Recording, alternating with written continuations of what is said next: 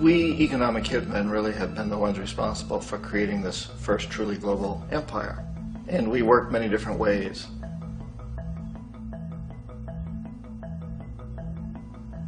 But perhaps the most common is that we will identify a country that has resources our corporations covet, like oil, and then arrange a huge loan to that country from the World Bank or one of its sister organizations. But the money never actually goes to the country. Instead, it goes to our big corporations to build infrastructure projects in that country, power plants, industrial parks, ports, things that benefit a few rich people in that country, in addition to our corporations, but really don't help the majority of the people at all. However, those people, the whole country is left holding a huge debt. It's such a big debt they can't repay it, and that's part of the plan, that they can't repay it. And so at some point, we economic hitmen go back to them and say, listen, you lost a lot of money, can't pay your debt, so sell your oil real cheap to our oil companies. Allow us to build a military base in your country, or send troops in support of ours to someplace in the world like Iraq, or vote with us on the next UN vote.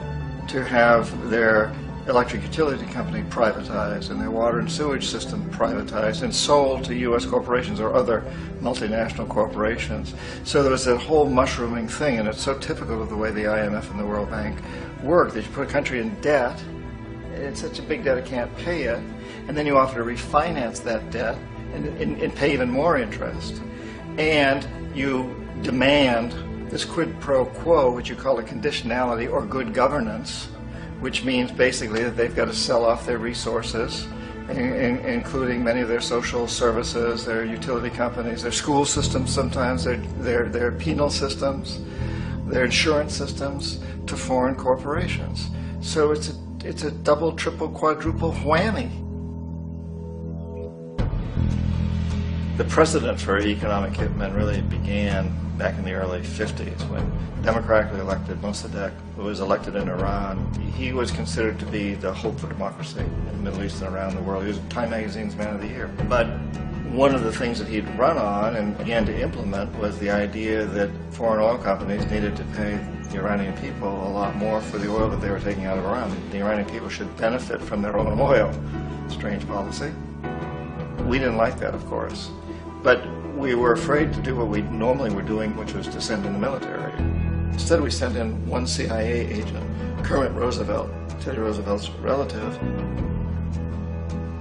And Kermit went in with a few $1 million and was very, very effective and efficient. And in a short amount of time, he managed to get Mossadegh overthrown and brought in the Shah of Iran to replace him, who always was favorable to oil. And it was extremely effective. Mobs overflow Tehran. Army officers shout that Mossadegh has surrendered and his regime as virtual dictator of Iran is ended. Pictures of the Shah are paraded through the streets as sentiment reverses. The Shah is welcomed home. So back here in the United States, in Washington, people looked around and said, wow, that was easy and cheap. So this established a whole new way of manipulating countries, of creating empire. The only problem with Roosevelt was that he was a card-carrying CIA agent, and had he been caught, the ramifications could have been pretty serious. So very quickly at that point, the decision was made to use private consultants to channel the money through the World Bank or the IMF or one of the other such agencies, to bring in people like me who worked for private companies, so that if we got caught, there would be no governmental ramifications.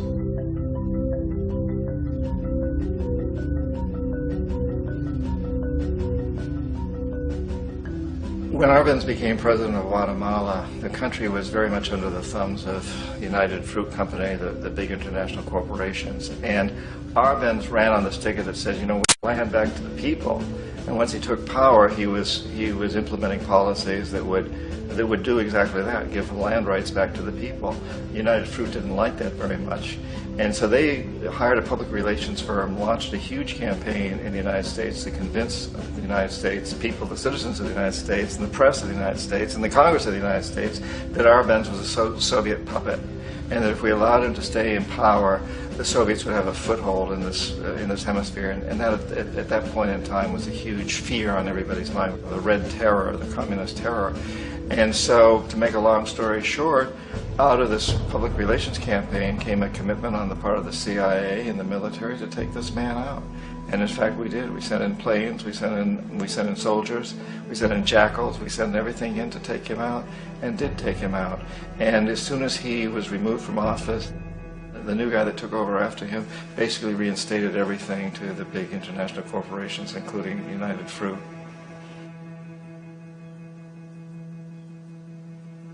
Ecuador for many, many years had been ruled by pro-U.S. dictators, often relatively brutal.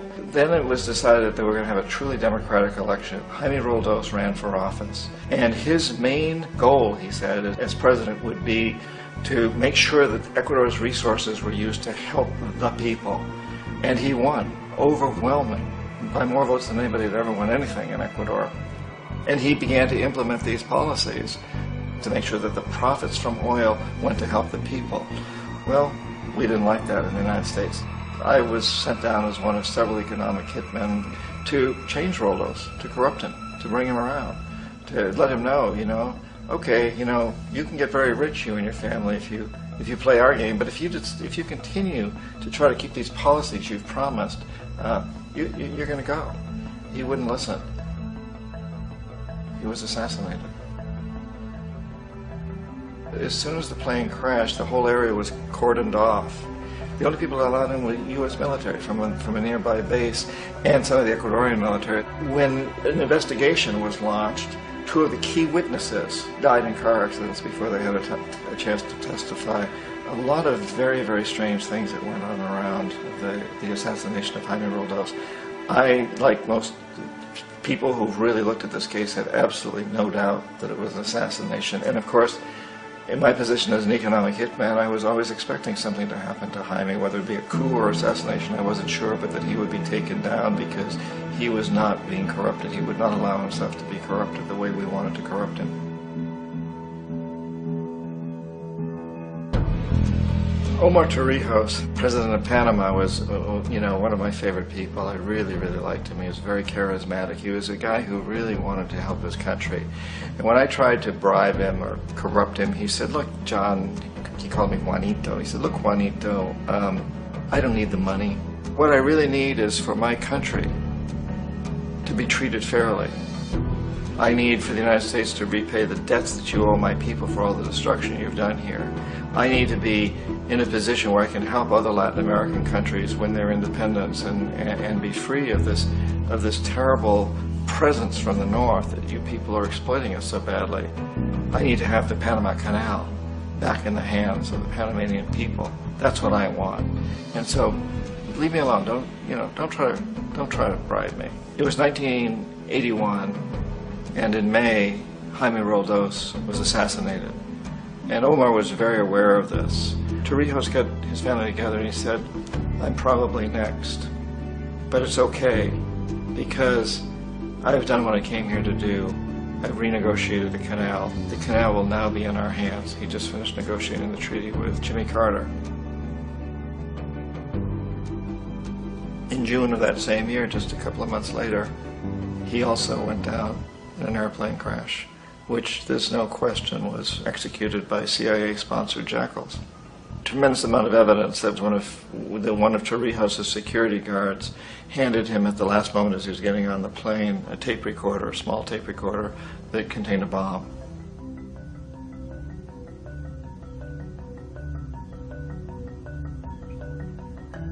It is interesting to me how this system has continued pretty much the same way for years and years and years, except the economic hitmen have got better and better and better.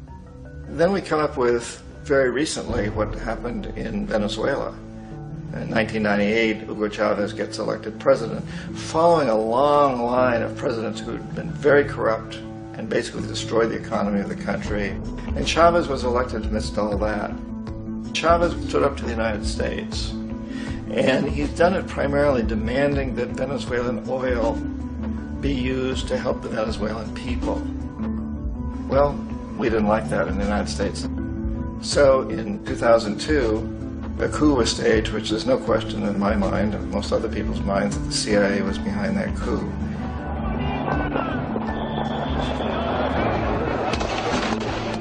The way that that coup was fomented was very reflective of what Kermit Roosevelt had done in Iran, of paying people to go out into the streets, to riot, to protest, to say this Chavez is very unpopular. You know, if you can get a few thousand people to do that, television can make it look like it's the whole country, and things start to mushroom. Except in the case of Chavez, he was smart enough, and the people were so strongly behind him that they overcame it, which was a phenomenal moment in the history of Latin America.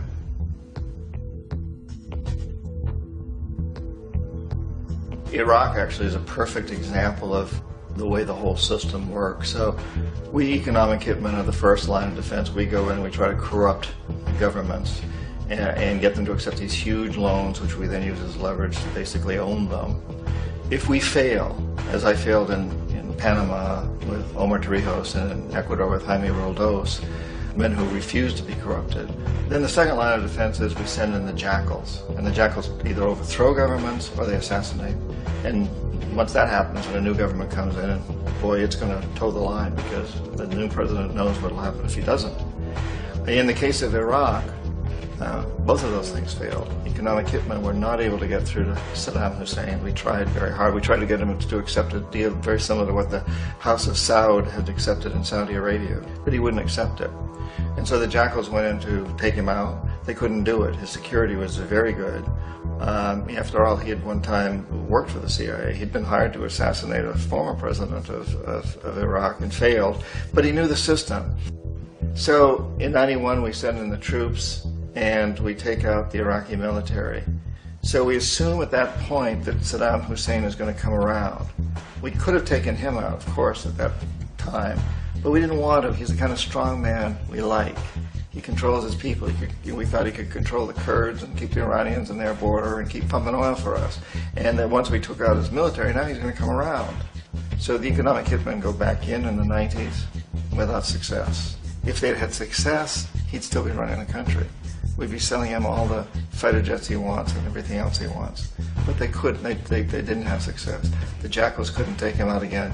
So we sent the military in once again, and this time we did the complete job and took him out, and in the process created for ourselves some very, very lucrative construction deals. We had to reconstruct a country that we'd essentially destroyed, which is a pretty good deal if you own construction companies, big ones. So, you know, Iraq shows the three stages. The economic hitmen failed there, the jackals failed there, and as a final measure, the military goes in. And in that way, we've really created an empire, but we've done it very, very subtly. It's clandestine. All the empires of the past were built on the military, and everybody knew they were building them. So the British knew they were building them, the French, the Germans, the Romans, the Greeks. And they were proud of it, and they always had some excuse, like spreading civilization, spreading some religion, something like that. But they knew they were doing it. We don't. The majority of the people in the United States have no idea that we're living off the benefits of a clandestine empire, that today there's more slavery in the world than ever before. And then you have to ask yourself, well, if it's an empire, then who's the emperor? Obviously, our presidents of the United States are not emperors. An emperor is someone who's not elected, doesn't serve a limited term, and doesn't report to anyone, essentially. So you can't classify our presidents that way. But we do have what I consider to be the equivalent of the emperor, and it's what I call the corporatocracy. The corporatocracy is this group of individuals who run our biggest corporations, and they really act as the emperor of this empire.